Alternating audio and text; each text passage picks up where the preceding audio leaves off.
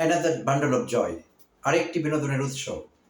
প্রিয় দর্শক, আসসালামু আলাইকুম এবং অনন্ত শুভকামনা সবার জন্য। জি, আমি নিয়ে এলাম আরেকটি বান্ডল অফ জয়, বিএনপির সিনিয়র যুগ্ম মহাসচিব জনাব রুহুল কবির রিজভীকে। বিএনপির এক একজন সিনিয়র নেতা এক একটি বান্ডল অফ জয়, আলাদা আলাদা বিনোদনের উৎস। তো এই দফায় জনাব রুহুল কবির রিজভীর কি করেছেন বা কি বলেছেন একটু দেখে নেওয়া যাক। গত ৮ মে বৃহস্পতিবার তিনি বিএনপির কেন্দ্রীয় কার্যালয়ে এক সংবাদ সম্মেলনে এক সাংবাদিকের প্রশ্নের উত্তরে বলছিলেন কিভাবে বিএনপিতে আগামী ২ মাসের মধ্যে ১ কোটি প্রাথমিক সদস্য নেওয়া হবে এবং আওয়ামী লীগকে টার্গেট করা হয়েছে। আওয়ামী লীগ থেকে বাছাই করে এই সদস্য নেওয়া হবে, প্রাথমিক সদস্য। তো আমি জানি আপনাদের উদ্বেগের কারণ হয়েছে। যারা এই নিউজটি আগেই জেনেছেন তারা অলরেডি উদ্বিগ্ন আছেন, আর যারা জানেন না তাদের নতুন করে উদ্বেগ সৃষ্টি হলো। আওয়ামী লীগ থেকে কো-অপ্ট করা হবে নতুন সদস্য, প্রাথমিক সদস্য। ১ কোটি করবার টার্গেট আছে। জনাব রিজভী এই কথাই জানিয়েছেন। তো তার জবানিতে শুনে নেওয়া যাক তিনি কি বলেছিলেন। তিনি বলেছিলেন, আওয়ামী লীগের কারা বিএনপির সদস্য হতে পারবেন তারা হলেন কেউ দীর্ঘদিন রাজনীতি করেনি অথবা একসময় আওয়ামী লীগ করত, আওয়ামী লীগের দুঃশাসন, বর্বরোচিত কর্মকাণ্ড, লুটপাট, টাকা পাচার এটাকে পছন্দ করে না, যারা আগেই আওয়ামী লীগ থেকে সরে গেছেন তারা আসতে পারবে না কেন?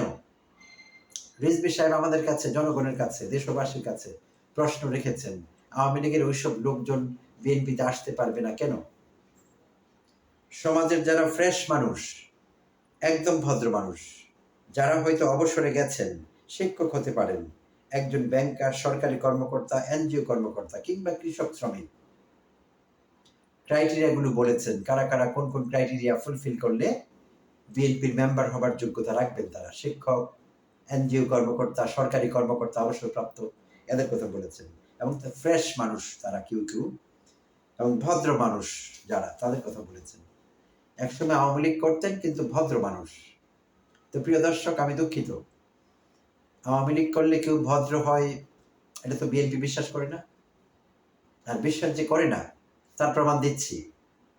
গত ২৫ মার্চ ২০২৫ মঙ্গলবার বিএনপির কেন্দ্রীয় কার্যালয়ের সামনে এক মিলাদ ও দোয়া মাহফিলে স্থায়ী কমিটির সদস্য জনাব মির্জা আব্বাস বলেছিলেন, বেশি দিন আগের কথা না প্রিয় দর্শক, মার্চের ২৫ তারিখ, কোনো ভদ্রলোক আওয়ামী লীগ করে না। মির্জা আব্বাস সাহেব বলেছিলেন এই কথা। কোনো ভদ্রলোক আওয়ামী লীগ করে না, অথচ রিজভী খুঁজছেন আওয়ামী লীগ করতেন এবং ভদ্র এরকম লোক, ফ্রেশ লোক। তো এখানে কেউ একজন অসত্য বলেছেন, কে? হয় আব্বাস সাহেব অসত্য বলেছেন, অন্যভাবে বলতে গেলে মিথ্যে বলেছেন যে কোনো ভদ্রলোক আওয়ামী লীগ করে না, এটি সত্যি না। তিনি বাড়িয়ে বলেছেন ভদ্রলোকেরও আওয়ামী লীগ করে, না হলে রিজভী সাহেব মিথ্যে বলছেন। তিনি বলছেন ভদ্রলোক বাছাই করে আনা হবে বিএনপিতে। তো এখানে একটি বড় রকমের কন্ট্রাডিকশন। আচ্ছা, আরেকটি উদাহরণ দেখা যাক। গত এপ্রিলের ২৪ তারিখে ২০২৫ এপ্রিল 24 বৃহস্পতিবার ইকবাল হাসান মাহমুদ টুকু, একসময় মন্ত্রী ছিলেন বিএনপির এবং কেন্দ্রীয় কমিটির সদস্য বর্তমানে, তিনি বলেছিলেন সিরাজগঞ্জে কামারখন্দ উপজেলায় বিএনপি আয়োজিত একটি অনুষ্ঠানে, যে অনুষ্ঠানটি ছিল সদস্য ফর্ম নবায়ন অনুষ্ঠান, সেখানে ইকবাল হাসান মাহমুদ টুকু বলেছিলেন আওয়ামী লীগ কোনো ভদ্রলোকের দল না, শয়তানের সঙ্গে আপোষ হতে পারে, আওয়ামী লীগের সঙ্গে না। আওয়ামী লীগ কোনো ভদ্রলোকের দল না। আবার বলছি প্রিয় দর্শক, হয় ইকবাল হাসান মাহমুদ টুকু মিথ্যে বলছেন, না হলে রিজভী সাহেব বলছেন, কেউ একজন মিথ্যে বলছেন।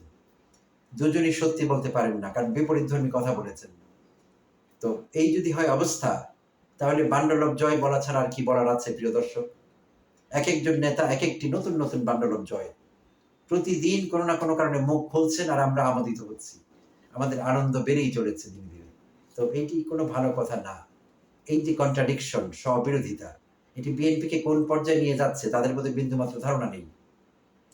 তারা যা করছেন সেটি সত্যি বিস্ময়ের। অবাক হবার পালা আমাদের কখনোই শেষ হয় না। আর আরেকটি বিষয় বলতে হচ্ছে, মিস্টার রিজভী সাহেব যতই ফ্রেশ ভদ্রলোককে খোঁজেন না কেন, দুই শ্রেণীর লোক আওয়ামী লীগ করত। এক শ্রেণী হলো তারা হালুয়া রুটির ভাগ পেয়েছে, হাসিনা যা বলেছে, হাসিনার প্রতিটি মিথ্যা কথা, মিথ্যা জেনেও অ্যাক্টিং করেছে যে না এটি পৃথিবীর চরম সত্য কথা। হাসিনা যা যা বলেছে সেই সব কথাকে বেদ বাক্য বলে কনফার্ম করেছে, হাসিনার অঙ্গুলি হেরণে উঠবস করেছে, বিনিময়ে টাকা পয়সার মালিক হয়েছে। আরেক শ্রেণী হলো তারা ৩ নাম্বার। আপনারা বুঝে নেবেন আমি কি মিন করেছি। তারা জানে না তারা কেন আওয়ামী লীগ করতো। একটা সময় হরলিক্সের বিজ্ঞাপন ছিল বাংলাদেশে। আপনি কেন খান হরলিক্স? কোনো একটি কারণ কেউ বলেছে। আপনি কেন খান? তারও কোনো কারণ ছিল। সর্বশেষ ব্যক্তিকে জিজ্ঞেস করা হয়েছিল, আপনি কেন খান?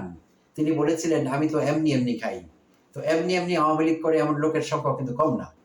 তো তাদের নিয়ে আসলে উদ্বেগের কারণটি বড় হয়ে ওঠে। কারণ এমনি এমনি যারা আওয়ামী লীগ করে তারা তো রিজভী সাহেবের কথায় বিএনপিতে যুক্ত হবার কথা না। আর যদি যুক্ত হয় তারা তো আওয়ামী এজেন্ডা নিয়ে বিএনপিতে যুক্ত হবে, বিএনপিকে ধ্বংস করবার জন্য। তো এই পরিকল্পনা রিজভী সাহেবের বিএনপিকে ধ্বংস করবার জন্য, ভেতর থেকে অন্তর্ঘাত চালাবার জন্য, সাবোটাজ করবার জন্য, নাকি বিএনপির কেন্দ্রীয় কমিটির কিংবা আরো উচ্চপদস্থ কোনো সোর্স থেকে এইসব আদেশ নির্দেশ কিংবা ওইগুলো আসে যে বিএনপিতে আওয়ামী লীগকে ভর্তি করতে হবে, আওয়ামী লীগের লোকজনকে কোঅপ্ট করতে হবে। তাহলে বিএনপি কি হয়ে উঠলো আওয়ামী পুনর্বাসন কেন্দ্র? যে আশঙ্কা আমাদের বরাবরই ছিল, যেই জন্য আওয়ামী বিরোধিতায় একেবারে মুখে কুলু পেটেছে বিএনপির নেতৃস্থানীয় সবাই, একেবারে হাই কমান্ড থেকে শুরু করে। তারা আওয়ামী লীগের বিরুদ্ধে কোনো কথা বলছে না, আওয়ামী নিষিদ্ধকরণে কোনো ভূমিকা রাখেনি কিংবা রাখছে না। তাহলে বিষয়টি কি? তারা কি জেনে শুনে আওয়ামী লীগকে পুনর্বাসন করছে? বিষয়টি আসলে কি এটা বুঝবার জন্য আমাদের মধ্যে আরো কিছুদিন অপেক্ষা করতে হবে। ধন্যবাদ দর্শক, ভালো থাকবেন।